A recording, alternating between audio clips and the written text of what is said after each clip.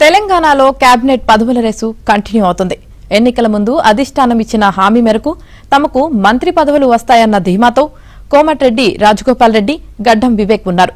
అలాగే లోక్సభ ఎన్నికలకు ముందు ముదిరాజు సామాజిక వర్గానికి చెందిన ఒకరిని మంత్రివర్గంలో తీసుకుంటామని సీఎం రేవంత్ రెడ్డి ఇచ్చిన హామీ మేరకు తమకు మంత్రివర్గంలో చోటు గ్యారంటీ అన్న విశ్వాసంతో ఆ సామాజిక వర్గానికి చెందిన ఏకైక ఎమ్మెల్యే వాకిటి శ్రీహరి ఉన్నారు.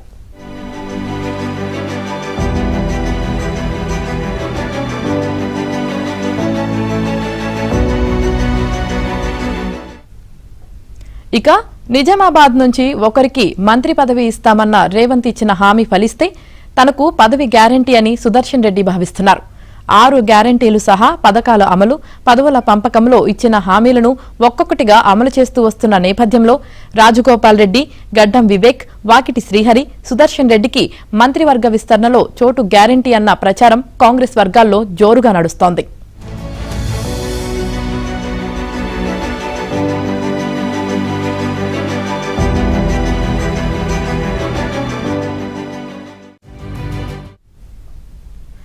బీఆర్ఎస్ ను ఓడించేందుకు 2023 ఎన్నికల ముందు కాంగ్రెస్ పార్టీ సర్వశక్తులను ఒడ్డింది.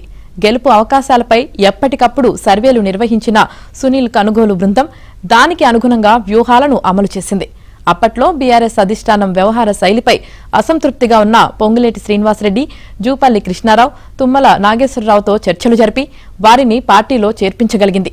ముగ్గురికి మంత్రి పదవులతో పాటు వారు సూచించిన కొందరికి కార్పొరేషన్ పదవులు ఇస్తామని హామీ ఇచ్చిన అధిష్టానం అధికారంలోకి రాగానే వాటిని అమలు చేసింది.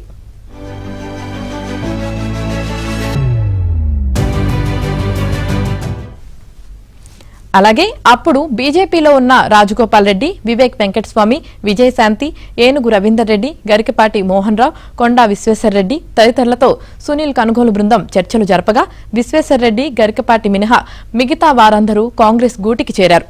ఇందులో భాగంగానే రాజగోపాల్ రెడ్డి, వివేక్ వెంకటస్వామి, విజయశాంతికి మంత్రి పదవులు, ఏనుగు రవీందర్ రెడ్డికి పార్టీ టికెట్ హామీ ఇచ్చినట్లు చెబుతున్నారు. ఈ మేరకు రాజగోపాల్, వివేక్ కు ఇచ్చిన హామీలను నెరవేర్చే దిశగా అడుగులు పడుతున్నట్లు చెబుతున్నారు. మరోవైపు విజయశాంతికి ఇచ్చిన హామీ మరుగున పడిందని అందరూ అనుకున్న దశలో అధిష్టానం ఆ హామీకి దుమ్ము దులిపి అనూహ్యంగా ఎమ్మెల్సీ పదవిని కట్టబెట్టింది. తాజా విస్తరణలో విజయశాంతికి మంత్రి పదవి వస్తుందని ఆమె సన్నిహిత వర్గాలు భావిస్తున్నాయి.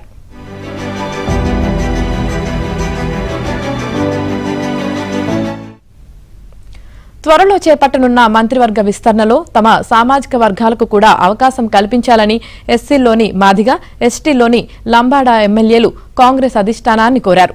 ఈ మేరకు ఏఐసీసీ అధ్యక్షుడు మల్లికార్జున ఖర్గేకు, రాహుల్ గాంధీకి సీఎం రేవంత్ రెడ్డికి వేరువేరుగా లేఖలు రాశారు. బుధవారం సీఎం రేవంత్ రెడ్డిని శాసనసభలో 2 వర్గాల ఎమ్మెల్యేలు వేరువేరుగా కలిసి ఆ లేఖలను అందజేశారు. కాగా మాదిగ ఎమ్మెల్యేల లేఖను మల్లికార్జున ఖర్గేకు అందజేయడానికి ధర్మపురి ఎమ్మెల్యే లక్ష్మణ్ కుమార్ ఇవాళ ఢిల్లీకి వెళ్లనున్నారు. లేఖ రాసిన వారిలో మరికొందరు ఎమ్మెల్యేలు ఉన్నారు.